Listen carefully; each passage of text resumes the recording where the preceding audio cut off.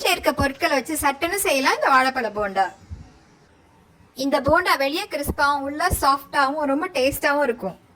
இதை செய்யறதுக்கு 2 பழுத்த வாழைப்பழம், 1/2 கப் சீனி, 1/2 கப் துருவன தேங்காய் எடுத்துக்கலாம். இந்த 3 பொருளையும் கைனால நல்லா மசிச்சு விட்டுக்கலாம். பழத்தை தனியா மசிக்காம தேங்காய் பூ சீனி கூட சேர்த்து மசிச்சாதான் பழம் நல்லா மசிஞ்சு வரும்.